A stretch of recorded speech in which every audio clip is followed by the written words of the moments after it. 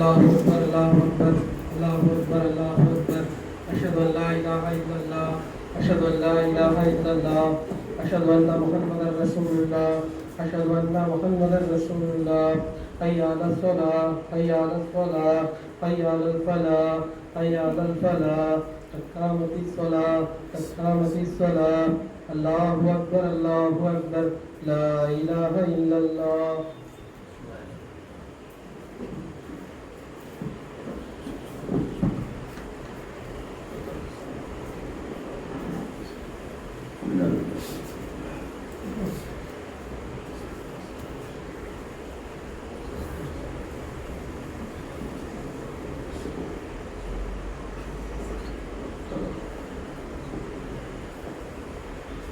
अल्लाहु अकबर।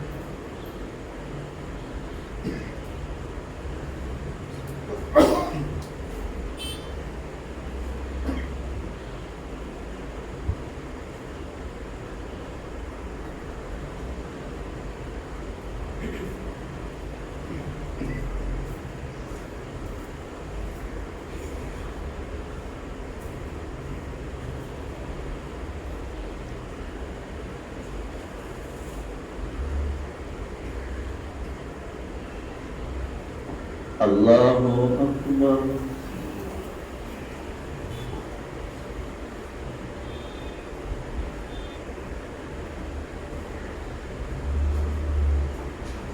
समिअ अल्लाहु लिमन हमिदह। अल्लाहु अकबर।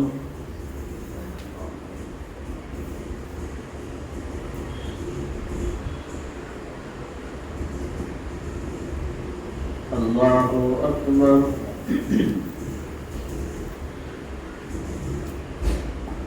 अल्लाहु अकबर।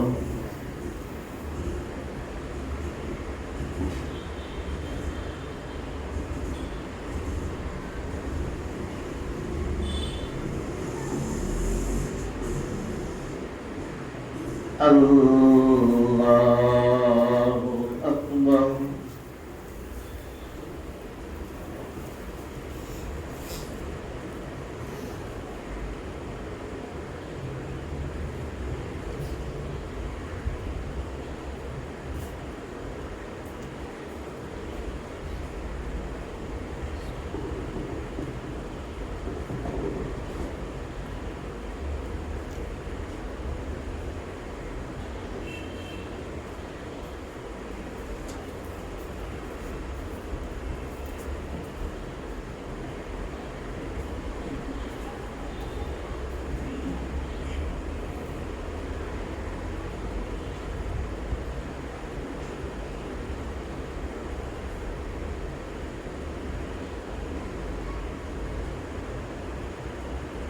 अल्लाहु अकबर।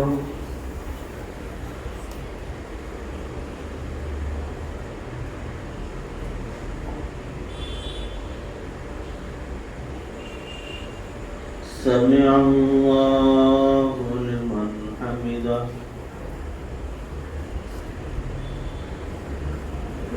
अल्लाहु अकबर।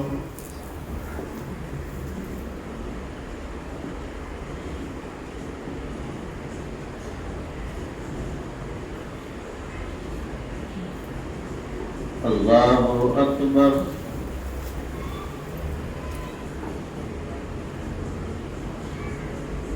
अल्लाहु अकबर।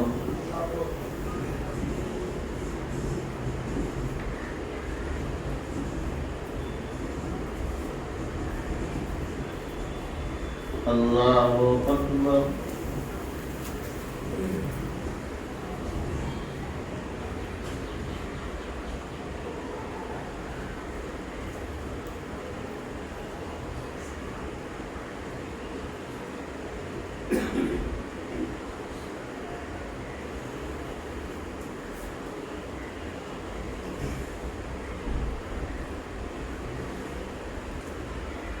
الله أكبر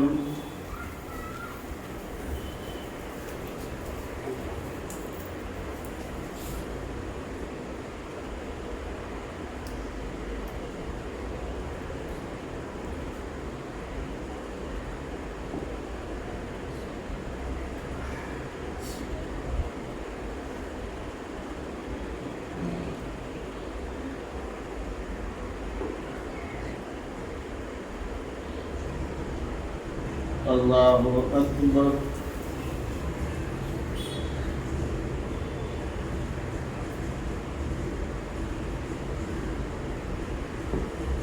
سمع الله لمن حمده الله أكبر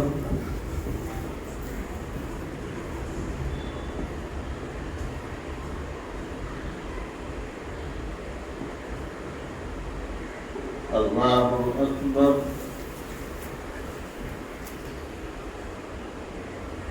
الله أكبر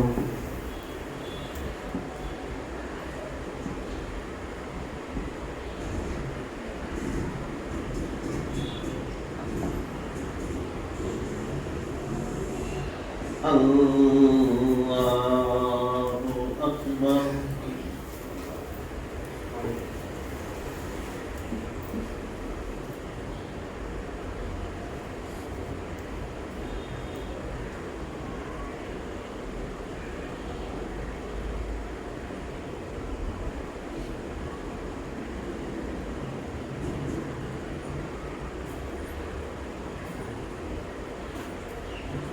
الله أكبر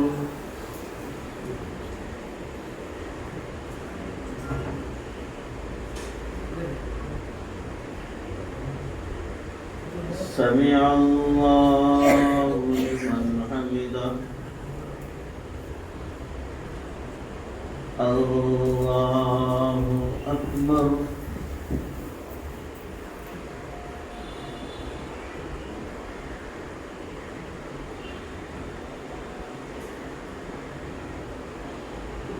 الله أكبر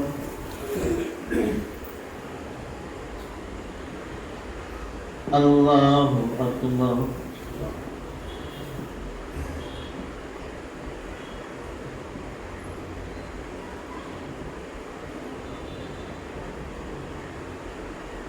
الله أكبر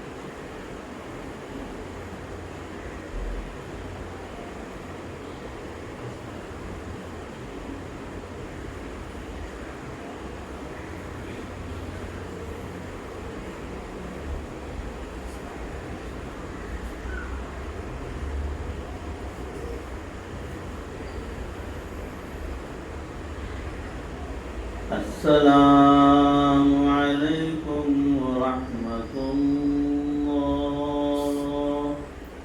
السلام عليكم ورحمة الله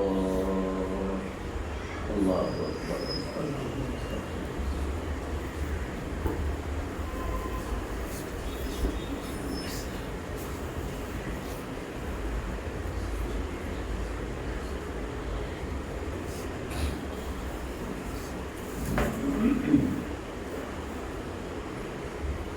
سبحان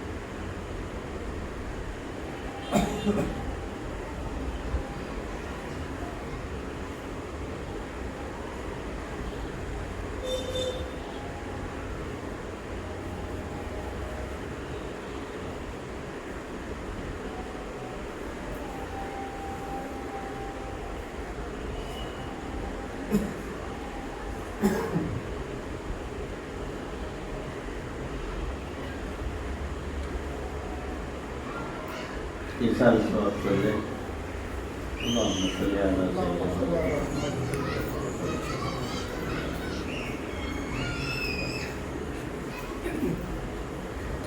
اللهم صل على سيدنا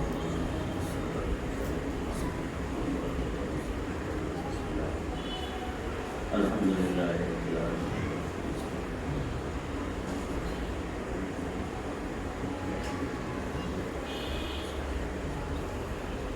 الرحمن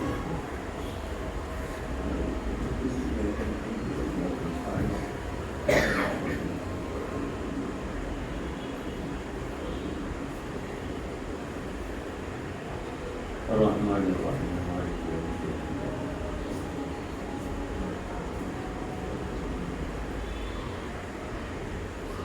بسم الله الرحمن الرحيم. قل هو الله احد الله الصمد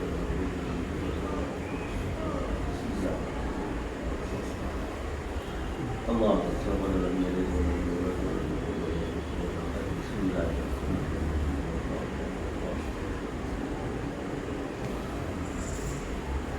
بسم الله الرحمن الرحيم. بسم الله الرحمن الرحيم. قل هو الله احد الله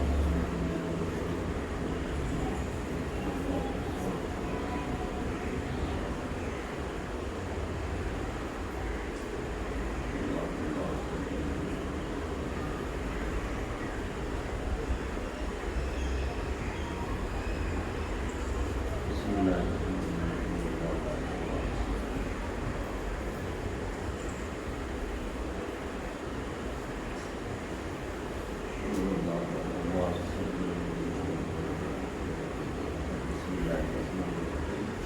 قل هو الله احد الله اللهم صل على سيدنا محمد وسلم كما تحب وترضى وعلى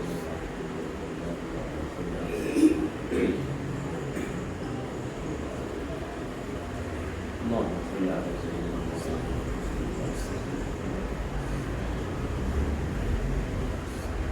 الحمد لله رب العالمين حمدا يوافي نعمه ويكافي مزيدا.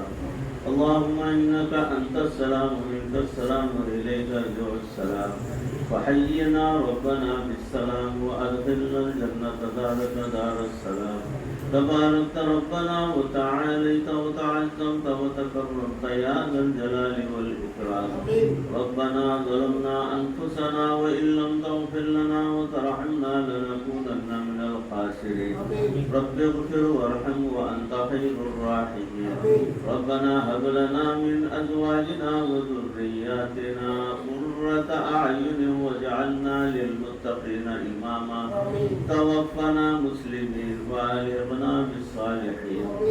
ربنا زدنا علما نافعا وعملا صالحا ورزقا واسعا وتوبة نصوحا وشفاء من كل داء وتوبة قبل الموت وراحة عند الموت رحمة ومغفرة بعد الموت. يا سامع كل الصوت هون علينا سكرات الموت. هون علينا سكرات الموت. هون علينا سكرات الموت.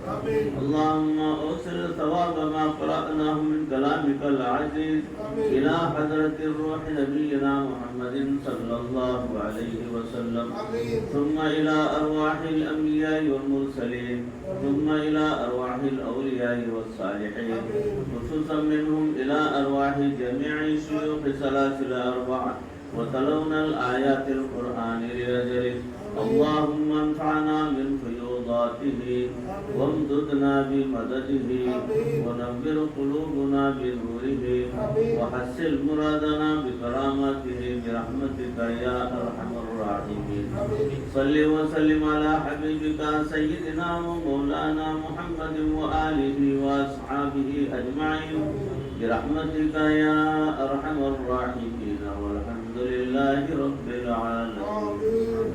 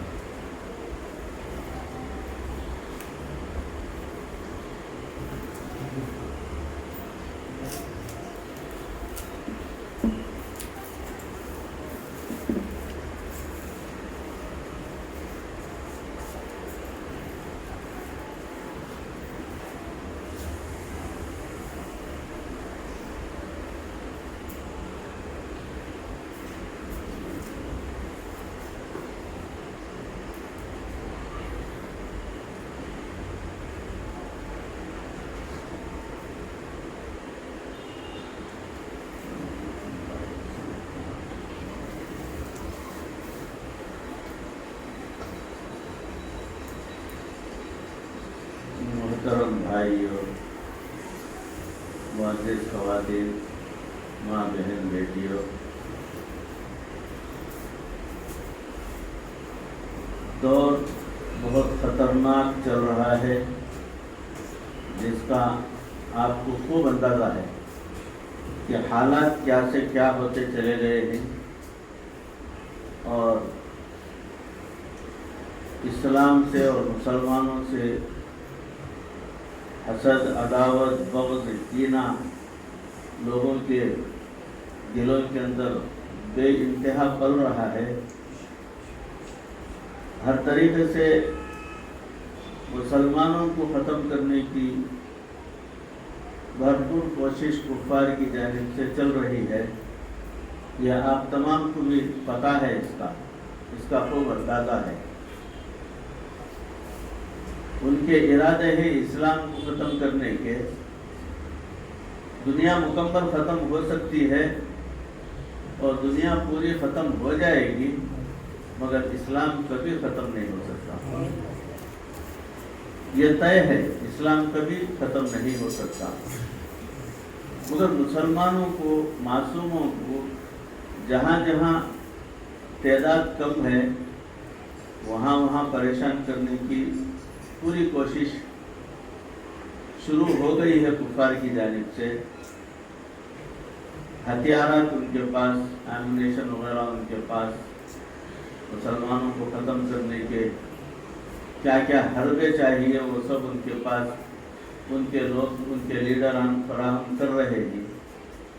ये और बात है कि ये उनके मंसूबे हैं, मगर परवरदिगार की ज़ात से मोमिन को यह यकीन, यह उम्मीद रखना चाहिए कि जब तक परवरदिगार नहीं चाहते मुसलमान का कोई बाल बेटा नहीं कर सकता।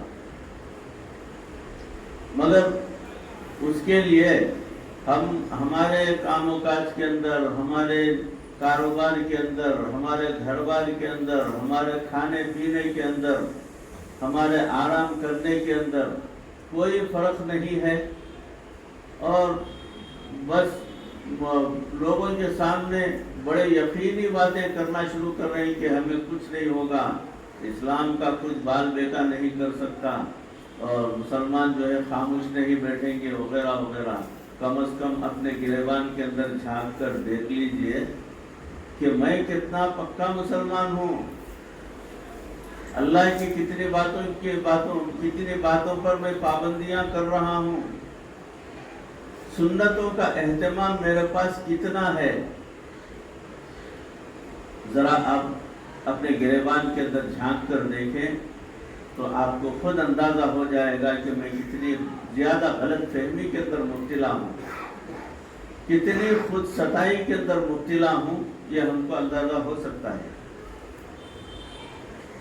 हमारे अपने हुलिया को ले लीजिए, सुन्नत का हुलिया हमारे अंदर है, ये सुन्नत का अमल हमारे अंदर है। मिसवाक की पाबंदी किसी के अंदर है? 100 में एक आदमी मिलना बहुत मुश्किल है।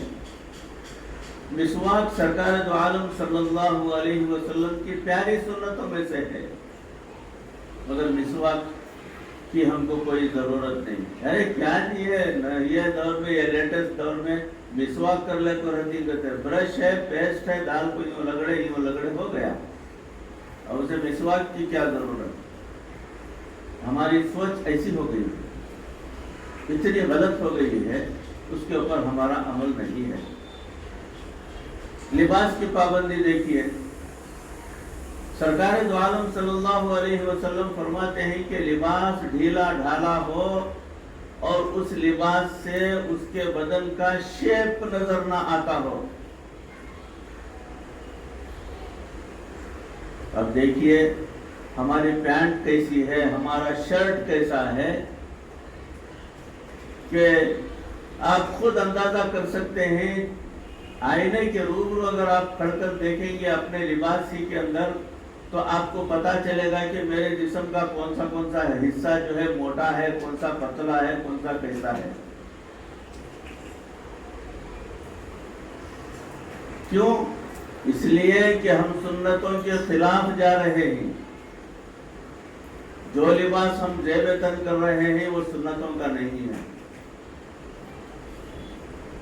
फरमाया गया कि लिबास जो है टखने से नीचे अगर आता है तो वो हिस्सा जहन्नम को जाएगा, वैसा शख्स जहन्नम को जाएगा। यह तो सब सुने हुए हैं, हर कोई जानता है, हर कोई जानता है। अब खड़े होकर आपकी पैंट खुद देख लीजिए, आपकी पैंट कहां तक जा रही है। आपकी पैंट टखने से भी नीचे, बल्कि एड़ी से भी नीचे है,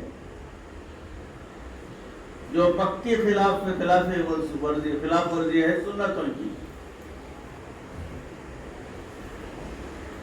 हम हनफीउल मसलक हैं, इसमें मैं नहीं समझता कि कोई दूसरे शाफी मसलक के हों, शायद नहीं है क्या। हनफीउल मसलक हैं, हनफीउल मसलक अगर हैं तो सुन्नत के एतबार से हमारी दाढ़ी की मिक़दार क्या होनी चाहिए, हमारी दाढ़ी की मिक़दार क्या होनी चाहिए।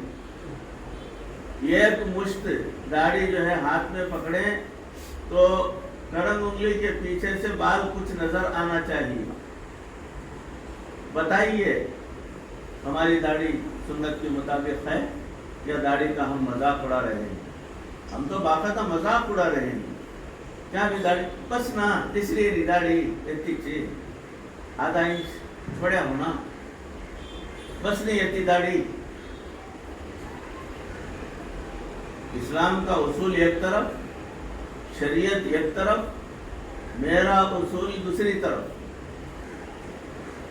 अब ये तमाम चीजें बताने का मकसद मेरा ये है कि ये तमाम चीजें जो हैं हमें मुसीबत को दावत देने के लिए इख्तियार की जा रही है। हम ऐसा हुलिया, ऐसा तर्ज, ऐसा तरीका हम इख्तियार कर रहे हैं कि हम मुसीबत को मोहल्ले बुला रहे हैं। हम कि आइए कुफार आइए, मैं हूँ आपके सामने, मेरी गर्दन काटिए, मेरी जान ले लीजिए, मेरे हाथ पैर काटिए। वो किस लिए? वो इसलिए कि मैं खुद मुसलमान हूँ।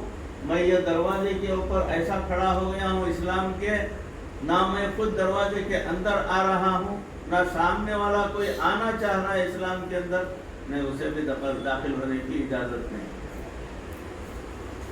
आज मुसलमान ऐसा खड़ा हुआ है इस्लाम के दरवाजे पर कि कोई भी अंदर दाखिल हो नहीं सकता।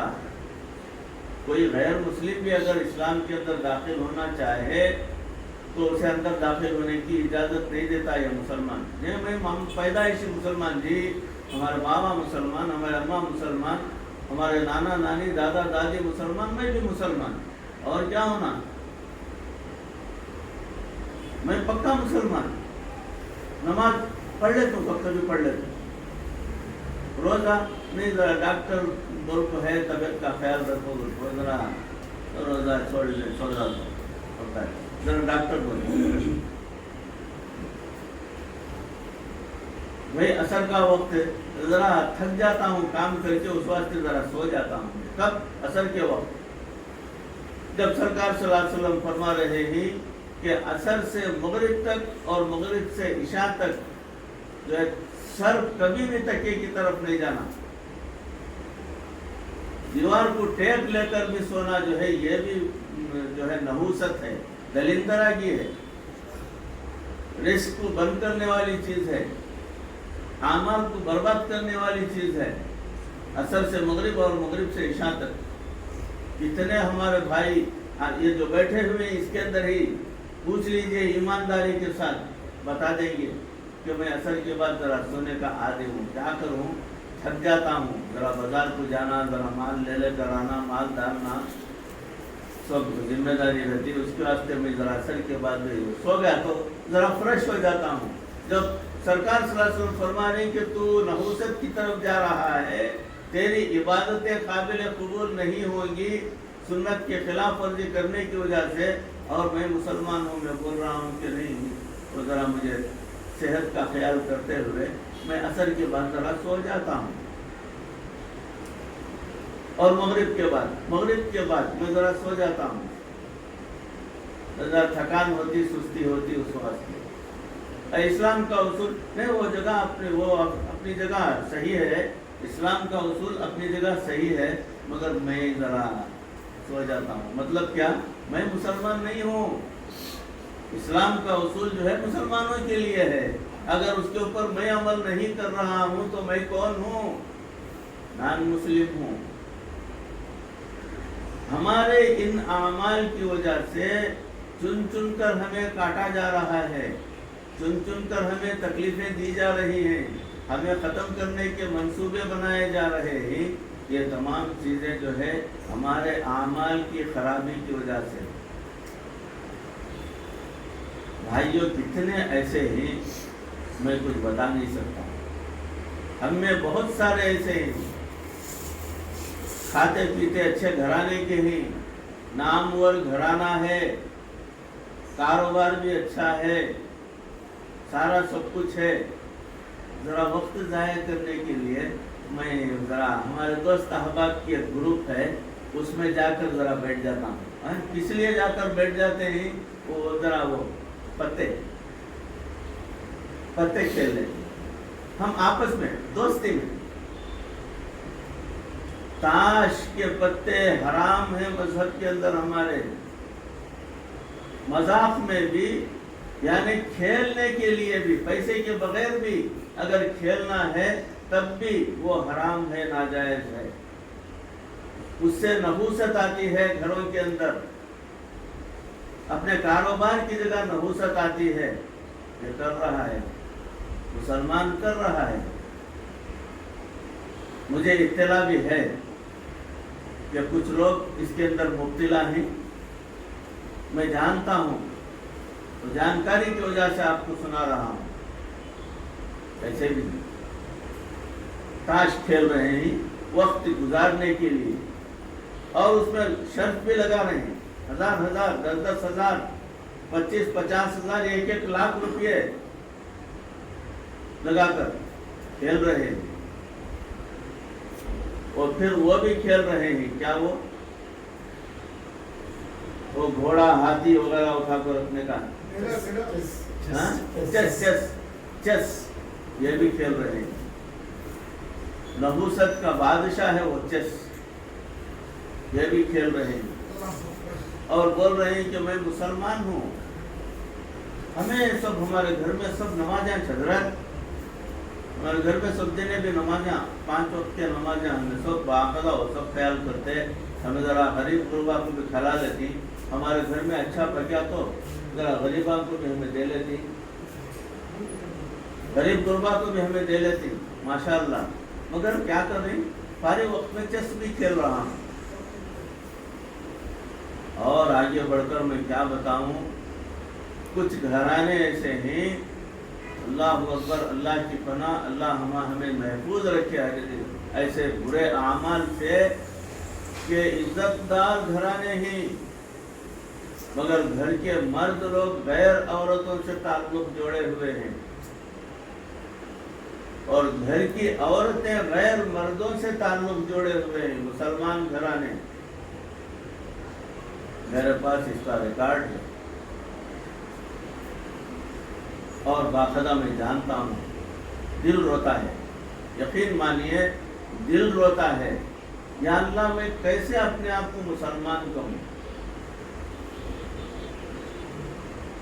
जब हमारे आमल इस किस्म के इतने गए गुजरे, इतने गिरे हुए हैं, तो आप खुद अंदाजा कीजिए कि हमारे साथ क्या क्या हशर होना है, होने वाला है। वल्लाहु आलम।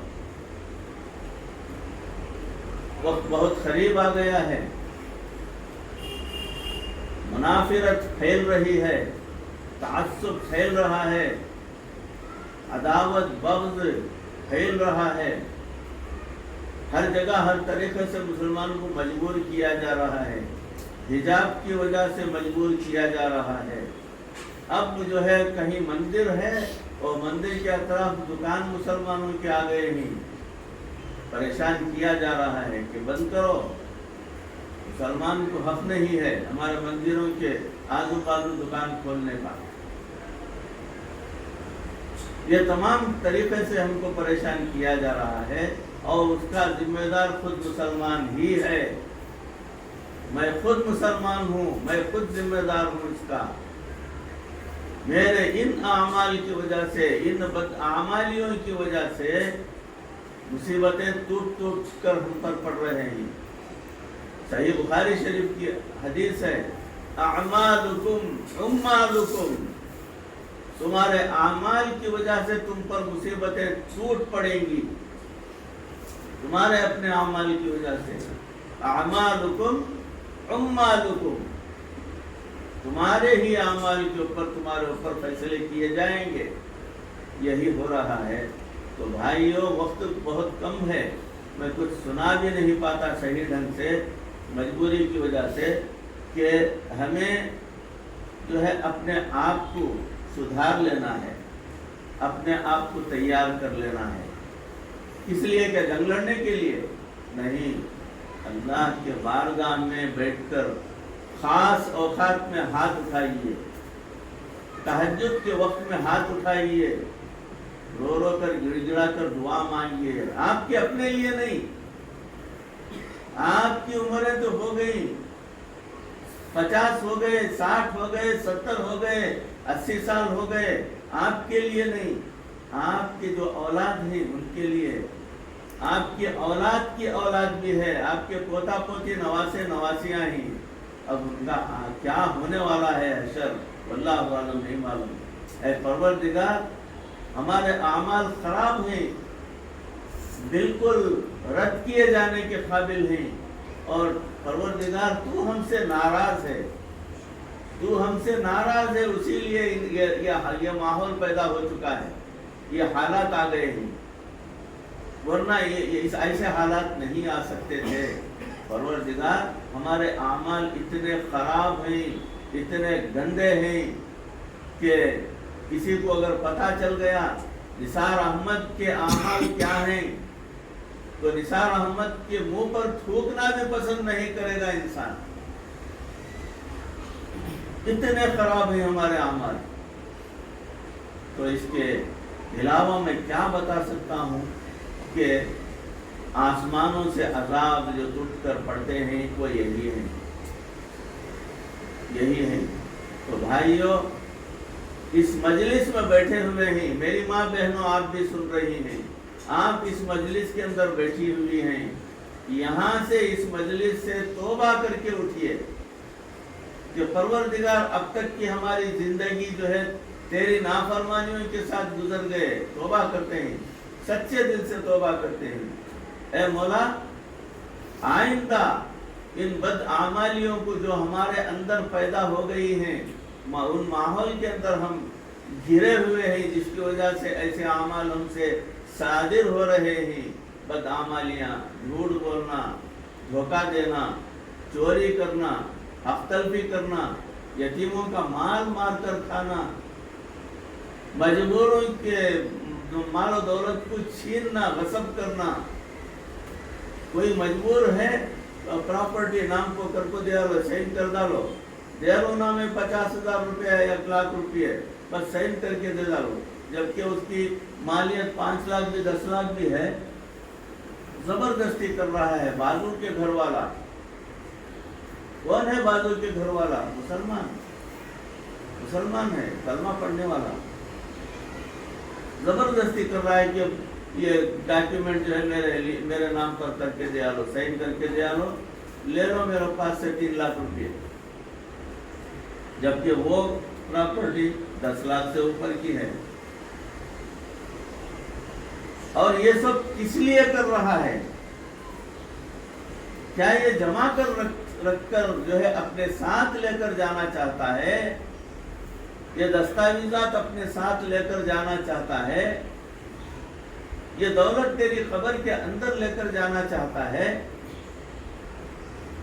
तेरे कफन में जेब भी नहीं है कम से कम उसके अंदर रखकर ले जाने के लिए, और कब्र के अंदर कोई अलमारी वगैरह भी रखने का इंतजाम नहीं है, डॉक्यूमेंट रखेंगे ले जाकर, ये भी नहीं है। तो भाइयों, इस मजलिस में दिल ही दिल में अल्लाह की बारगाह में सच्चे दिल से तौबा मांगिए कि परवरदिगार, सच्चे दिल से तौबा करता हूँ, माफ़ी मांगता हूँ, अब तक की गलतियाँ जो कुछ भी हो गई वो हो गई, और परवरदिगार आइंदा अब के बाद असर पर के बैठा हूँ, बावजूद बैठा हूँ, अब के बाद कोई भी उस किस्म का गलत अमल मैं नहीं करूँगा, कोई बुराई नहीं करूँगा, तुझे नाराज नहीं करूँगा। परवरदिगार, मैं तेरे बताए हुए आमाल पर चलने की तौफीक मुझे अता फरमा। ये मांगते रहेंगे, मांगिए, खूब मांगिए, और अपने आप को, सिर्फ अपने आप को नहीं, अपने अहले खाना को, अपने बच्चों को बदलने की कोशिश कीजिए। अल्लाह मुझे और आप हमको, हम सबको अमल करने की तौफीक अता फरमाए। अल्लाह मुसीबतों से हमारी और हमारी औलाद की, हमारी आइंदा आने वाली नस्ल की हिफाजत फरमाए। हमारे मसाजिद और मदारिस की परवरदिगार हिफाजत फरमाए, खानकाहों की परवरदिगार हिफाजत फरमाए, खैर के फैसले फरमाए। मुसलमानों का तो अकेला मेहरबान है, और मुसलमानों का निगहबान तो अकेला है। परवरदिगार हमारी निगहबानी फरमा। वाखिर दावाना अल्हम्दुलिल्लाहि रब्बिल आलमीन। कसीदा बुर्दा शरीफ के ताल्लुक से जो है अल्हम्दुलिल्लाह अक्सर लोगों को पता है, मगर कुछ भाइयों की ख्वाहिश रहती है कि कसीदा बुर्दा शरीफ क्या है, और उस ताल्लुक से ज़रा बता दिया जाए। तो आज जो है कोई गुंजाइश नहीं है, वक्त काफ़ी हो गया। इंशाअल्लाह शव्वाल में परवरदिगार इस आजिज़ की ज़िंदगी अगर बाकी रखे तो इंशाअल्लाह जब कसीदा बुर्दा शरीफ की मजलिस होगी तो इसके ताल्लुक से मैं कुछ बातें बताने की कोशिश करूँगा। अब शुरू करता हूँ, आप मेरा साथ दीजिए, और मेरी माँ बहनों आप भी साथ दीजिए और पढ़िए कि अल्हम्दुलिल्लाहि मुंशिल खल्क़ि मिन अदमी सुम्मस्सलातु अलल मुख्तारि फिल क़दमी। मौलाया सल्लि व सल्लिम दाइमन अबदन अला नबीका खैरिल खल्क़ि कुल्लिहिम। अमिन तज़क्कुरि जीरानिन बिदी सलमी मज़स्तदम अंजरा मिन मुक़लतिन बिदमी। अम हब्बतिर रिहु मिन तिलक़ाइ काज़िमतिन औ मदल बर्क़ु फ़िज़ ज़ुल्माइ मिन इज़मी। फमा लि ऐनैका इन क़ुल्त तक्फ़ु फ़हमता वमा लि क़ल्बिका इन क़ुल्त तस्तफ़िक़ यहीमी। मौलाया सल्लि व सल्लिम दाइमन अबदन अला हबीबिका खैर أن الحب منكتم ما بين منسجم منه ومضطرم لولا الهوى لم ترق دمعا على قلل ولا أردت لذكر البان والعلم فكيف تنكر حبا بعدما شهدت به عليك عدول الدمع والسقم وأثبت الود خطي عبرة وظلم مثل البهار على خديك والعنم مولاي صل وسلم دائما ابدا على حبيبك خير الخلق كلهم.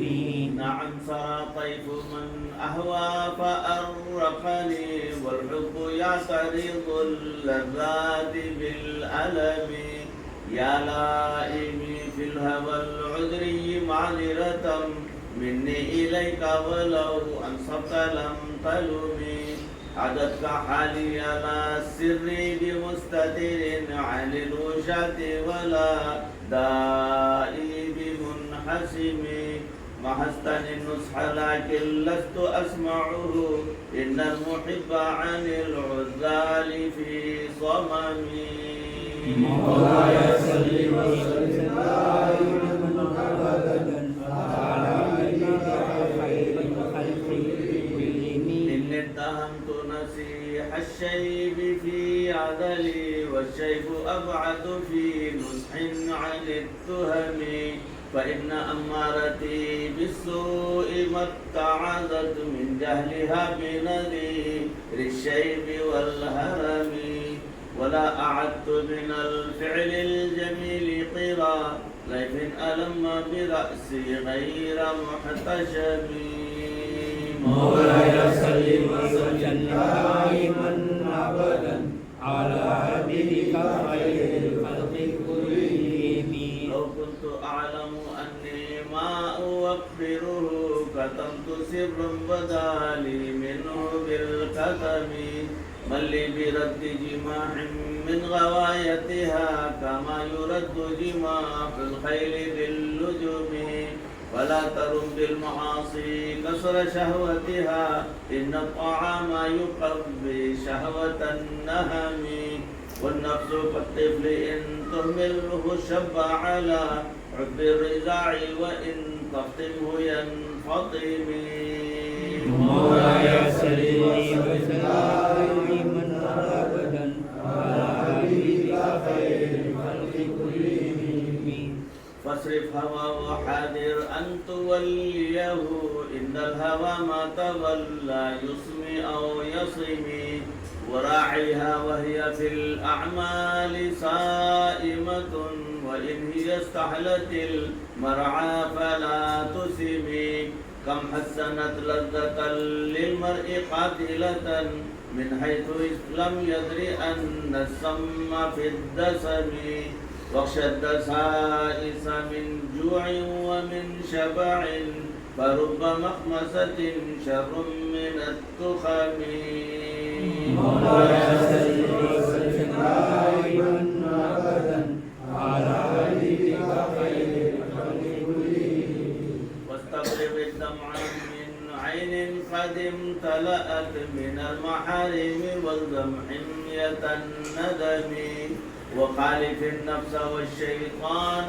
وعسهما وإنهما محضاك النصح فاتهم ولا تطع منهما خصما ولا حكما فأنت تعرف كيد الخصم والحكم أستغفر الله من قول بلا عمل لقد نسبت به نسلا لذي عقم مولاي صل وسلم دائما ابدا على حبيبك خير الخلق كلهم.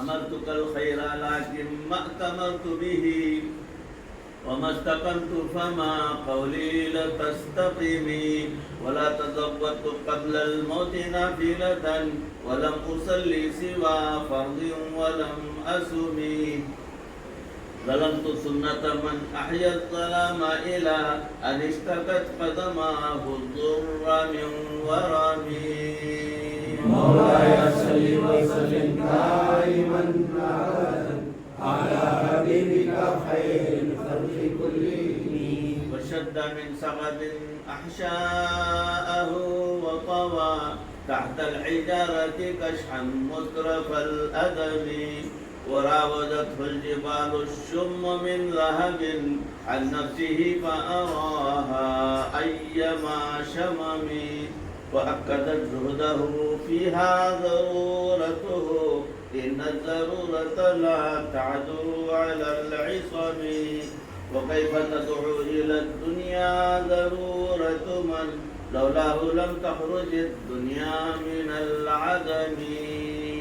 مولاي صل وسلم دائما أبدا على حبيبك خير الخلق كلهم. محمد سيد الكونين والثقلين والفريقين من عرب ومن عجم، نبينا الآمر الناهي فلا أحد أبر في قول لا منه ولا نعم، هو الحبيب الذي ترجى شفاعته لكل هول من الأهوال مقتحم، دعا إلى الله فالمستمسكون به مستمسكون بحبل غير منفصم.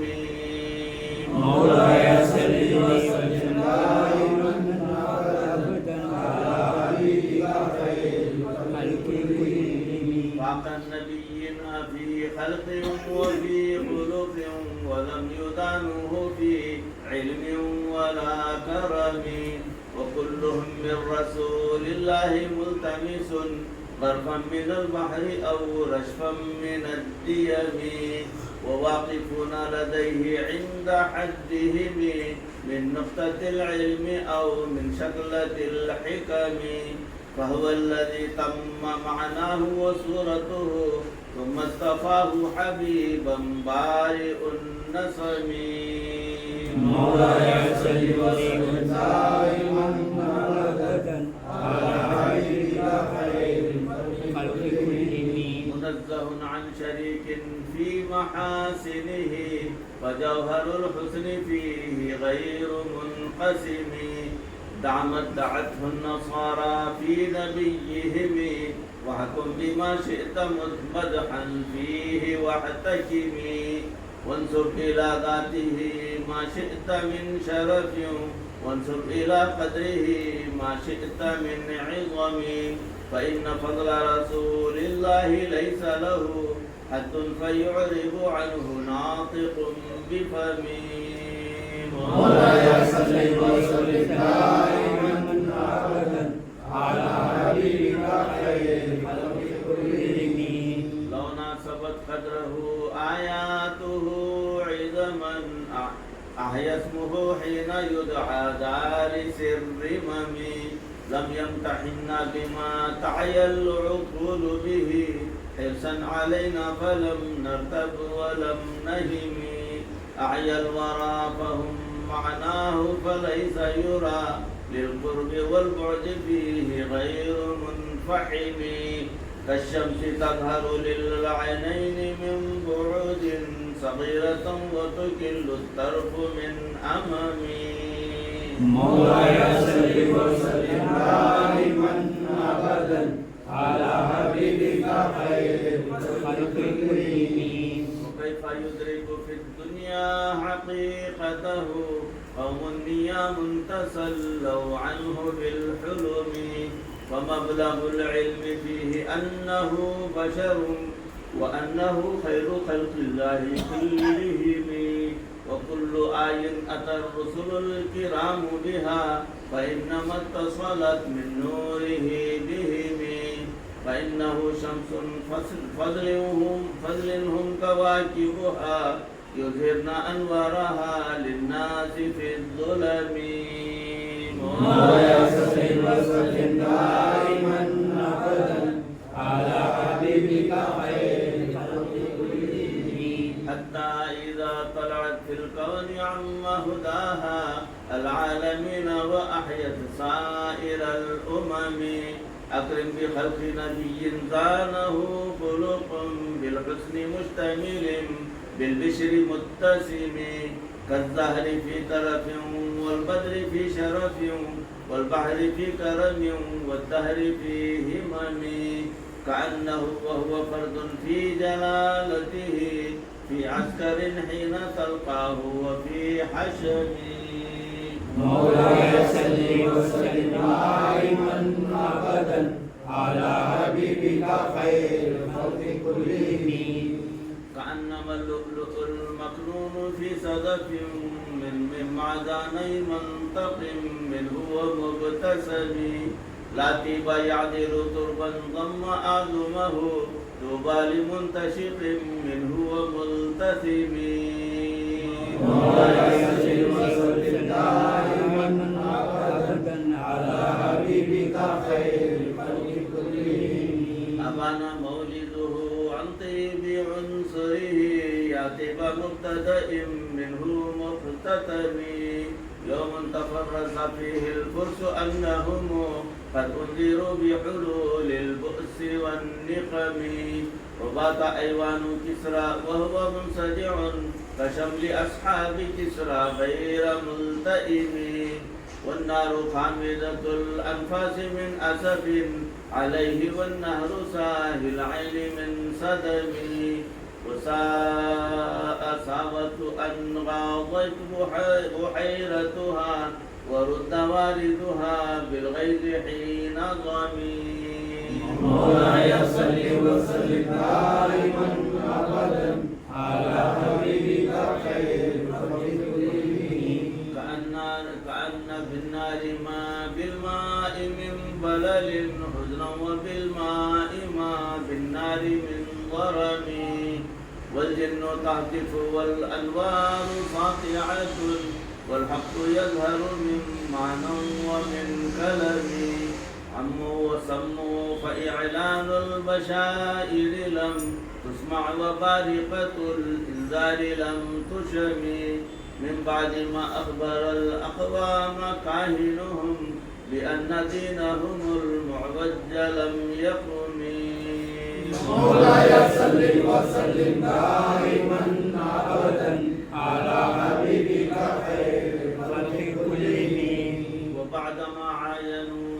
في الأفق من شهب منقضة وفق ما في الأرض من صنم حتى غدا عن طريق الوحي منهزم من الشياطين يكفر إثر منهزم كأنهم هربا أبطال أبرهة أو عسكر بالحصى من راحتيه رمي نبذا به بعد تسبيح ببطنهما نبذ المسبح من أحشاء ملتقم مولاي صل وسلم دائما ابدا على حبيبك خير الخلق كلهم جاءت لدعوته الأشجار ساجدة تمشي إليه على ساق بلا قدم كأنها سطرت سطرا لما كتبت فروعها من بديع الخط في اللقم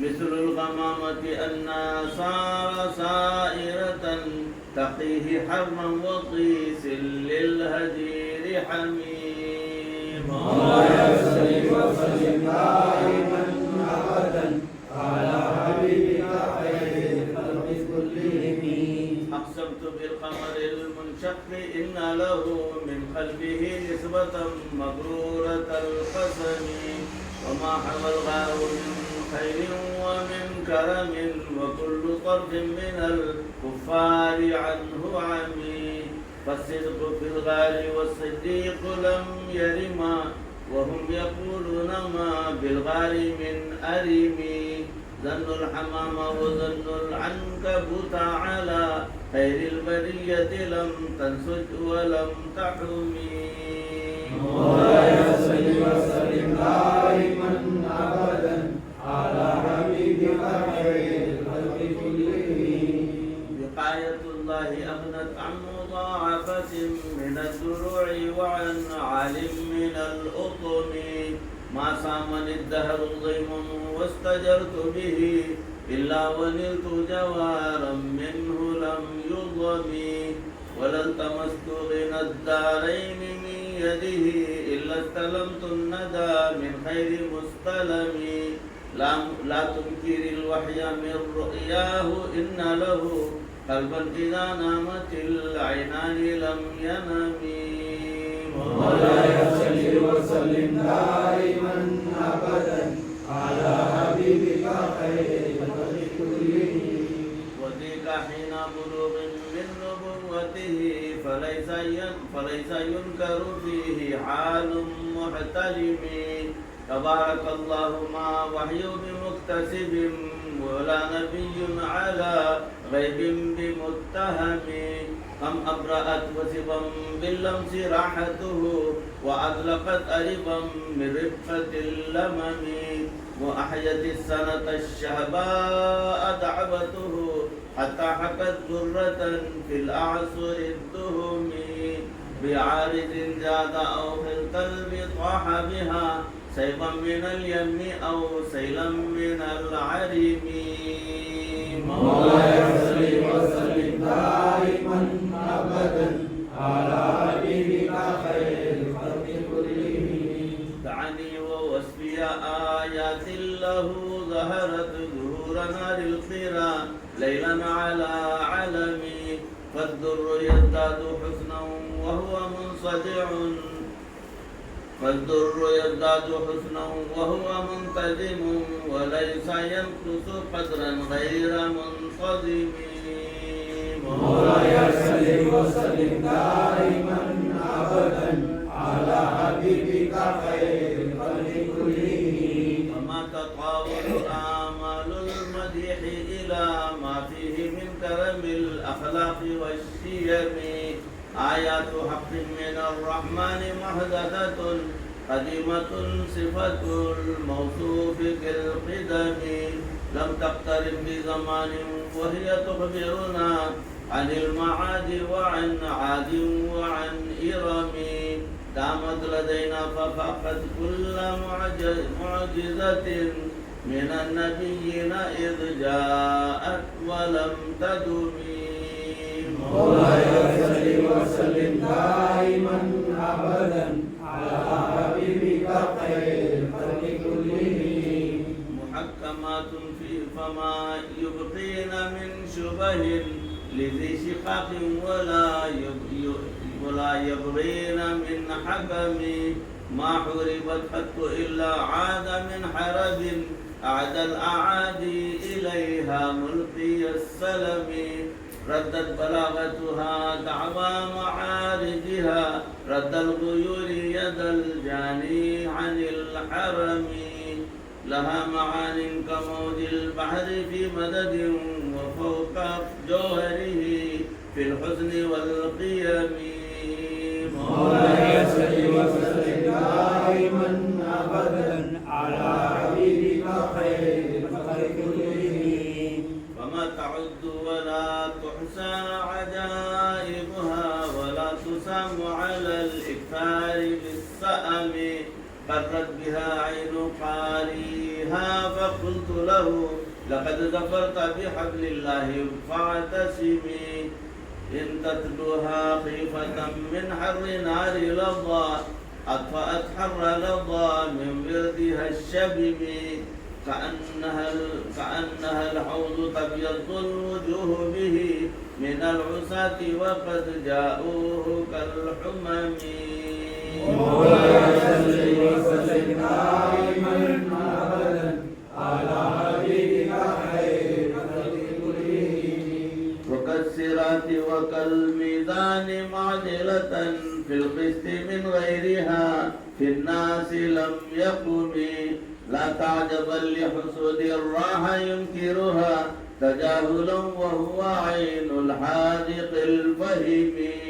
قد تنكر العين ضوء الشمس من رمد وينكر الفم طعم الماء من سقم. مولاي صل وسلم دائما أبدا على حبيبك خير الخلق كلهم. يا خير من يمم العافون ساحته سعيا وفوق متون الأينق الرسم ومن هو الآية الكبرى لمعتبر ومن هو النعمة العظمى لمغتنم سريت من حرم ليلا إلى حرم كما سرى البدر في داج من الظلم مولاي صل وسلم دائما أبدا على حبيبك خير الخلق كلهم وبت ترقى إلى أن نلت منزلة من قاب قوسين لم تدرك ولم ترمي وقدمتك جميع الأنبياء بها والرسل تقديم مخدوم على قدمي وأنت تخترق السبع الطباق بهم في موكب كنت فيه صاحب العلم حتى إذا لم تدع شاوا ولمستبق من الذنوب ولا مرقا لمستلم مولاي صل وسلم دائما أبدا على حبيبك خير الخلق كلهم خفزت كل مقام بالإضافة إذ نوديت بالرفع مثل المفرد العلمي كيما تفوز بوصل أي مستتر عن العيون وسر أي مكتتم فحزت كل فخار غير مشترك وجزت كل مقام غير مزدحم وجل مقدار ما أوليت من رتب وعز إدراك ما أوليت من نعم مولاي صل وسلم دائما أبدا على حبيبك خير الخلق كلهم بشرى لنا معشر الإسلام إن لنا من العناية ركنا غير منهدم لما دعا الله داعينا لطاعته بأكرم الرسل كنا أكرم الأمم راعت قلوب العدا أنباء بعثته كنبأة أجفلت غفلا من الغنم مولاي صل وسلم دائما أبدا على حبيبك خير الخلق كلهم ماذا يلقاهم في كل معترك حتى حكوا بالقنا لحما على وضمي ودوا الفرار فكادوا يغبطون به أشالت مع الإقبال والرخم تمضي الليالي ولا يدرون عدتها ما لم تكن من ليالي الأشهر الحرم كأنما الدين ضيف حل ساحتهم بكل قوم إلى لحم العدا قريم مولاي صل وسلم دائما أبدا على حبيبك خير الخلق كلهم يجر بحر خميس فوق سابحة يرمي بموج من الأبطال ملتطم من كل منتدب لله محتسب يستو بمستاصل للكفر مستلم حتى غدت ملة الإسلام وهي بهم من بعد غربتها موصولة الرحم مكفولة أبدا منهم بخير أب وخير بعل فلم يتم ولم تئم مولاي صل وسلم دائما أبدا على حبيبك خير الخلق كلهم जरा नरम पड़ते जा रही है आवाज जरा दिलचस्पी से दिल जमाई के साथ पढ़े फमुल जिबालु फसल अन्हुम मसादिमुहुम मादा रअय मिनहुम फी कुल्ली मुस्तदमी फसल हुरैन वसल बद्र वसल उहुदन उसूल हत्फ लहुम अदहा من الوخم المصدر البيض حمرا بعدما بردت من العدا كل مسود من اللمم والكاتبين بسمر الخط ما تركت أقلامهم حرف جسم غير منعدم. مولاي صل وسلم دائما أبدا على حبيبك خير الخلق كلهم. شاك السلاح لهم سيما تميزهم والورد يمتاز بالسيما من السلم. تهدي إليك رياح النصر نشرهم فتحسب الزهر في الأكمام كل كم. كأنهم في ظهور الخيل نبتربا من شدة الحزم لا من شدة الحزم. طارت قلوب العدا من بأسهم فرقا فما تفرق بين البهم والبهم. مولاي صل وسلم دائما أبدا على حبيبك خير الخلق كلهم. فمن تكن برسول الله نصرته إن تلقه الأسد في آجامها تجمي. ولن ترى من ولي غير منتصر به ولا من عدو غير منقسم. أحل أمته في حرز ملته كالليث حل مع الأشبال في أجم. كم جدلت كلمات الله من جدل فيه وكم قسم البرهان من قسم. مولاي صل وسلم دائما أبدا على حبيبك خير الخلق كلهم.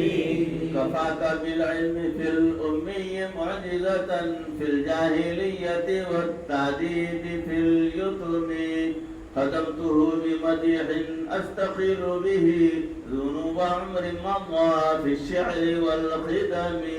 إذ قلدني ما تخشى عواقبه كأنني بهما هدي من النعم.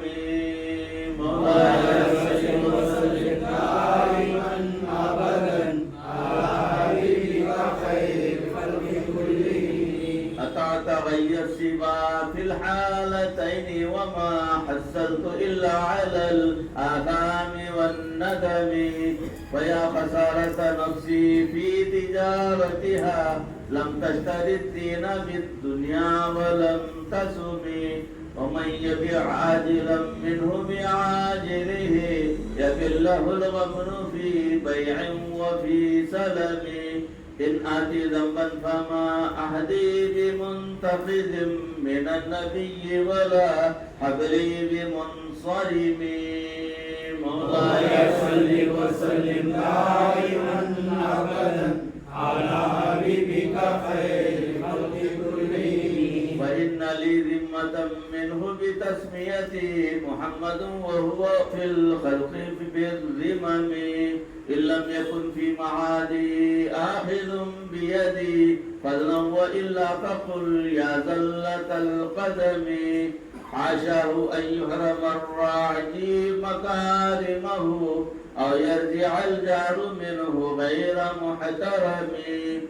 ومنذ ألزمت أفكاري مدائحه وجدته لخلاصي خير ملتزم.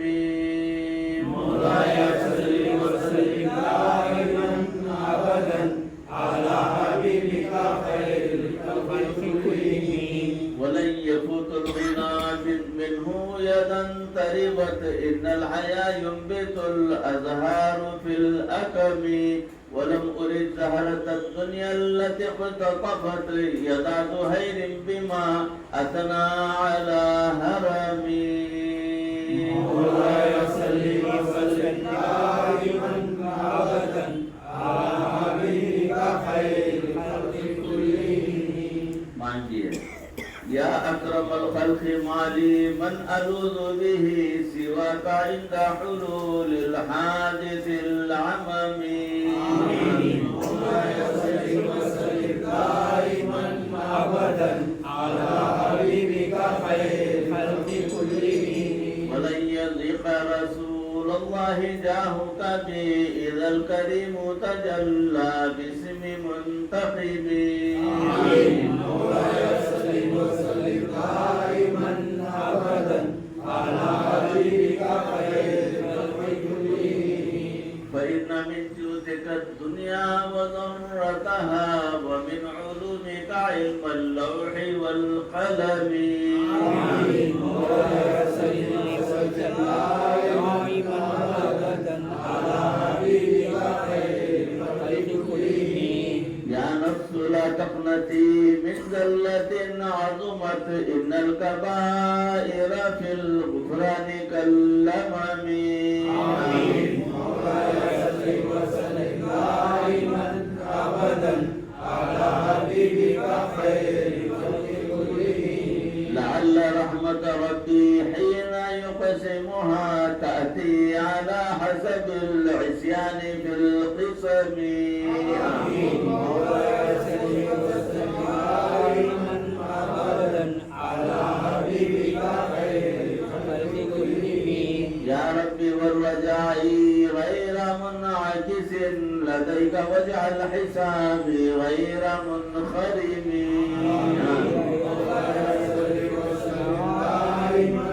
أبدا على حبيبك خير الخلق كلهم والطف بعبدك في الدارين إن له صبرا متى تدعوه الأهوال ينهزم مولاي صل وسلم دائما أبدا على حبيبك خير الخلق كلهم وأذل لسحب صلاة منك دائمة على النبي بمنهل ومنسجم مولاي صل وسلم دائما أبدا على حبيبك خير الخلق كلهم ثم الرضا عن أبي بكر وعن عمر وعن علي وعن عثمان ذي الكرم مولاي صل وسلم دائما أبدا على حبيبك خير الخلق كلهم والآل والصحب ثم التابعين لهم أهل التقى والنقى والحلم والكرم مولاي صل وسلم دائما أبدا على حبيبك خير الخلق كلهم ما رنحت ألبات الباني ريح صبا وأطرب العيس هادي العيس بالنغم مولاي صل وسلم دائما أبدا على حبيبك خير الخلق كلهم واغفر لناشدها واغفر لقارئها سألتك الخير جاز الجود والكرم مولاي صل وسلم دائما أبدا على حبيبك خير الخلق كلهم واغفر لناشدها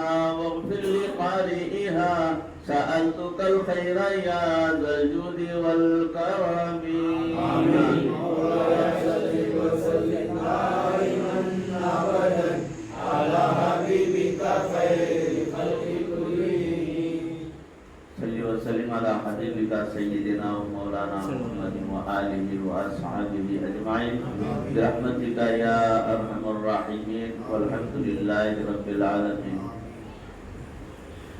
तजदीद बैअत और बैअत की मजलिस जो है अब हो रही है। मगरिब की नमाज से पहले तजदीद बैअत कर लें। मजदूरात को भी जो है वो रस्सी का बंदोबस्त करें। बस तजदीद बैअत तजदीद तौबा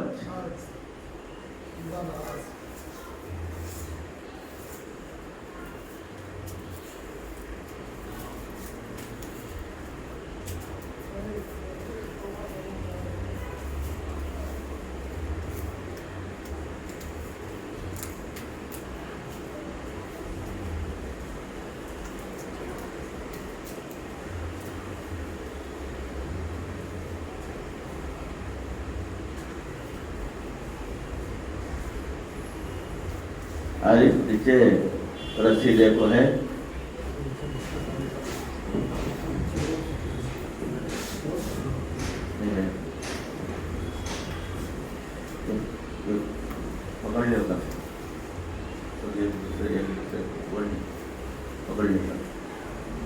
मस्तूरा जो है आपस में एक दूसरे के हाथ पकड़ लें, एक बहन दूसरे बहन का हाथ पकड़ लें, सीधा हाथ।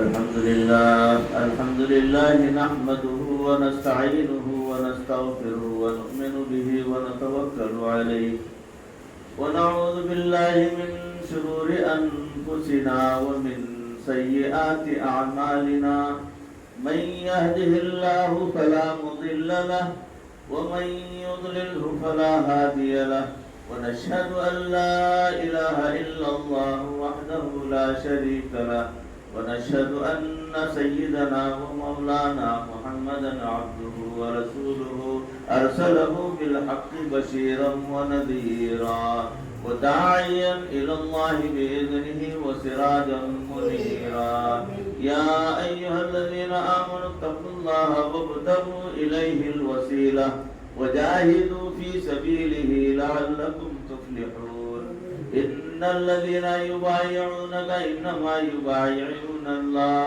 يد الله فوق أيديهم فمن نكثوا فإنما ينكثوا على عهد الله فسيؤتيه أجرا عظيما بارك الله لنا ولكم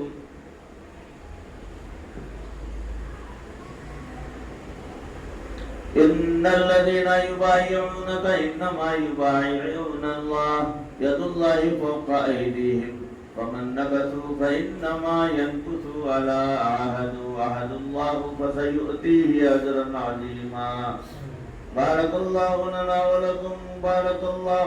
ولكم في الآيات والذكر الحكيم إنه تعالى جواد كريم بر رؤوف رحيم ورب حليم पढ़िए अऊज़ु बिल्लाहि मिनश शैतानिर रजीम बिस्मिल्लाहिर रहमानिर रहीम नहमदुहु व नुसल्ली अला रसूलिहिल करीम रब्बी यस्सिर वला तुअस्सिर व तम्मिम बिल खैर रब्बी इश्रह ली सदरी व यस्सिर ली अमरी वाहलुल उक़दतम मिन लिसानी यफ़क़हू क़ौली अस्तग़फिरुल्लाहल्लज़ी ला इलाहा इल्ला हुवल हय्युल क़य्यूम व अतूबु इलैहि अस्तग़फिरुल्लाहल्लज़ी ला इलाहा इल्ला हुवल हय्युल क़य्यूम व अतूबु इलैहि अस्तग़फिरुल्लाहल्लज़ी ला इलाहा इल्ला हुवल हय्युल क़य्यूम व अतूबु इलैहि ला इलाहा इल्लल्लाह मुहम्मदुर रसूलुल्लाह सल्लल्लाहु अलैहि वसल्लम अस्तग़फिरुल्लाहल्लज़ी ला इलाहा इल्ला हुवल हय्युल क़य्यूम व अतूबु इलैहि इक़रारुन बिल लिसानी व तस्दीक़ुन बिल क़ल्ब अशहदु अन ला इलाहा इल्लल्लाह व अशहदु अन्ना मुहम्मदन अब्दुहु व रसूलुहु आमन्तु बिल्लाहि कमा हुवा बिअस्माइहि व सिफ़ातिहि व क़बिलतु जमीअ अहकामिहि आमन्तु बिल्लाहि व मलाइकतिहि व कुतुबिहि व रुसुलिहि वल यौमिल आखिर वल क़द्रि खैरिहि व वशर्रिही मिनल्लाहि तआला वल बासी बादल मौत। ए अल्लाह, आज के इस मुबारक मजलिस में तेरी बारगाह में अपने पिछले तमाम गुनाहों से सच्चे दिल के साथ तौबा करता हूँ। हे अल्लाह, तेरी बारगाह में इखलास के साथ माफी मांगता हूँ। परवरदिगार, मेरे गुनाहों को माफ फरमा, आमाल सालिहा की तौफीक अता फरमा, बुरे आमाल से मुकम्मल हिफाजत फरमा, सिलसिले पर कायम रहने की तौफीक अता फरमा। अल्लाह, मरते दम तक किसी का मोहताज ना बना, ईमान पर खातिमा फरमा। रब्बना तक़ब्बल मिन्ना इन्नका अंतस समीउल अलीम व तुब अलैना इन्नका अंतत तव्वाबुर रहीम। सल्ली व सल्लिम अला हबीबिका सय्यिदिना व मौलाना मुहम्मदिन व बारिक व सल्लिम कमा तुहिब्बु व तर्दा अदद मा तुहिब्बु व तर्दा। सुब्हान रब्बिका रब्बिल इज्जति अम्मा यसिफून व सलामुन अलल मुरसलीन वल्हम्दुलिल्लाहि रब्बिल आलमीन।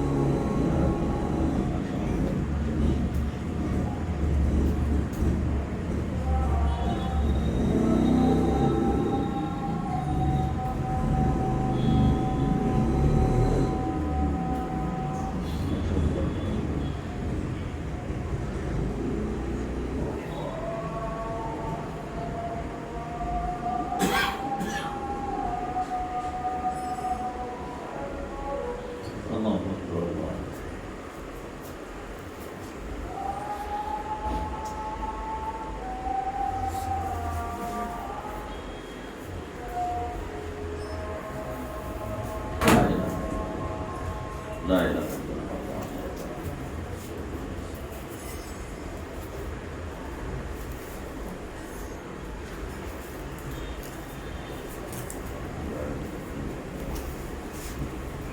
बोलिए।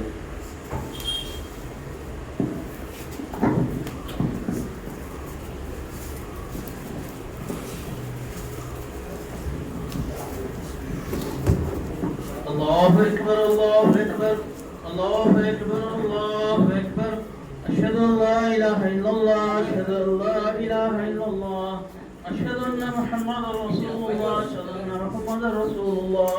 हय्या अलस्सलाह, हय्या अलस्सलाह, हय्या अलल फलाह, हय्या अलल फलाह।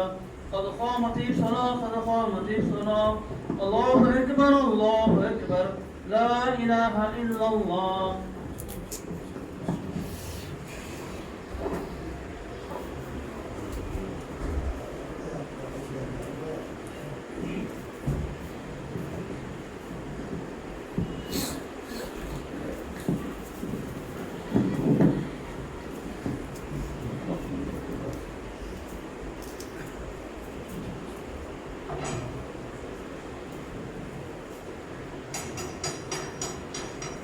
अल्लाहु अकबर।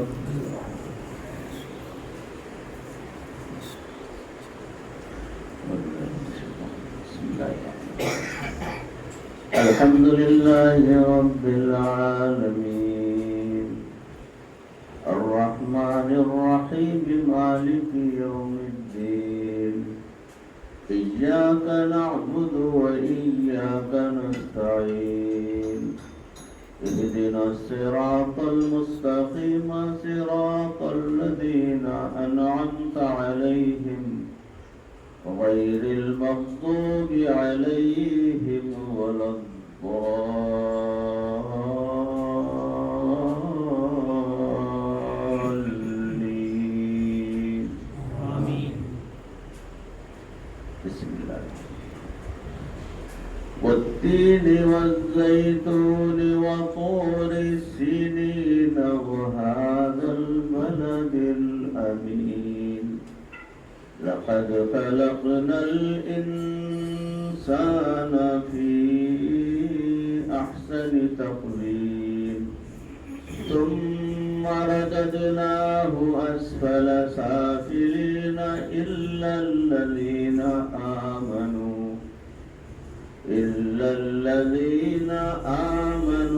वअमिलुस्सालिहाति फलहुम अज्रुन गैरु ममनून। फमा युकज़्ज़िबुका बअदु बिद्दीन अलैसल्लाहु बिअहकमिल हाकिमीन। अल्लाहु अकबर।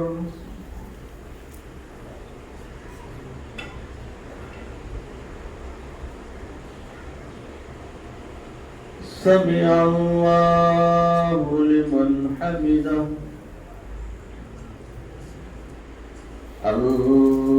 अल्लाहु अकबर।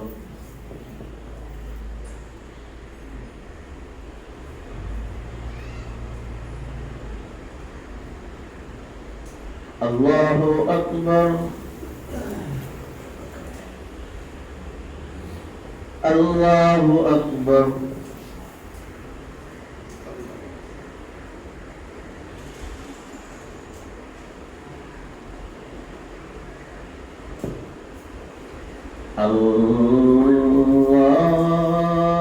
अल्लाहु अकबर। अल्हम्दुलिल्लाहि रब्बिल आलमीन अर्रहमानिर रहीम मालिकि यौमिद्दीन इय्याका नअबुदु व इय्याका नस्तईन इहदिनस सिरातल मुस्तकीम सिरातल लज़ीना अनअमता अलैहिम गैरिल मग़्दूबि अलैहिम वलद्दाल्लीन।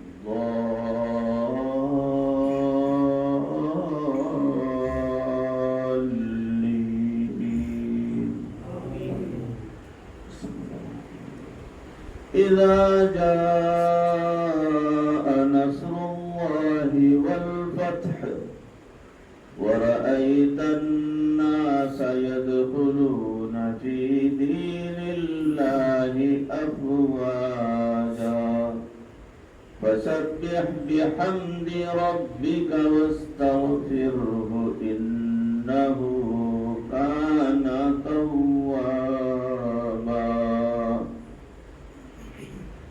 الله أكبر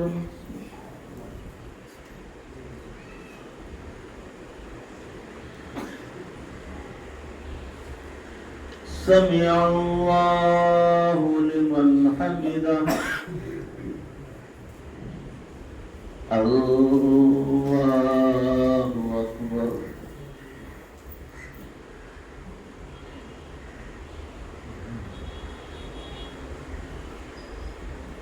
الله أكبر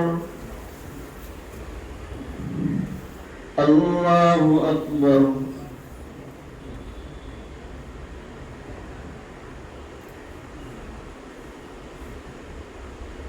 الله أكبر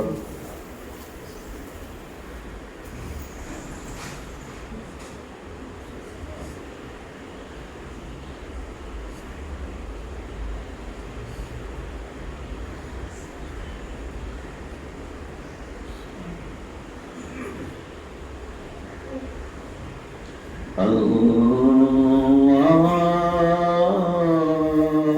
अकबर।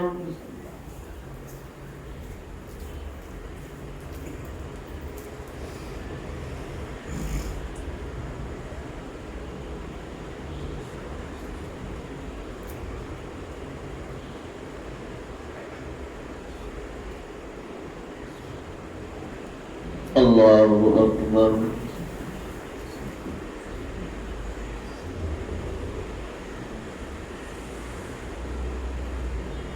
समिअ अल्लाहु लिमन हमिदह। अल्लाहु अकबर।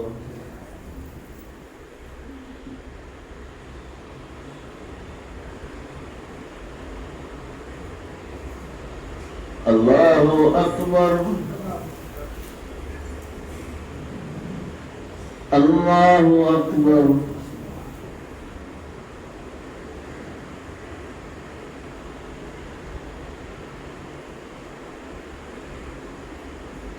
अल्लाहु अकबर।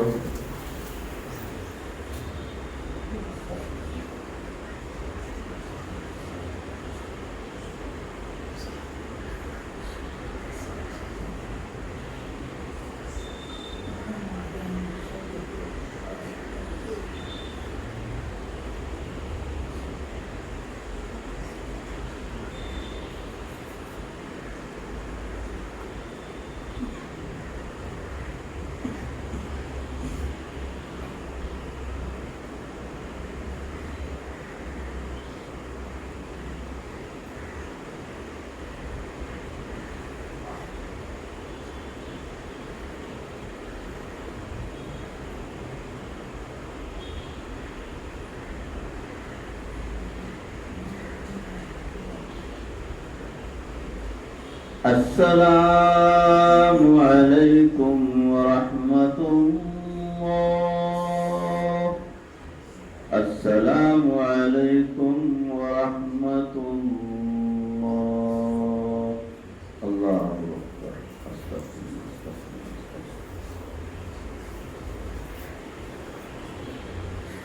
अल्हम्दुलिल्लाहि रब्बिल आलमीन हम्दन युआफी निअमहु व युकाफी मज़ीदा।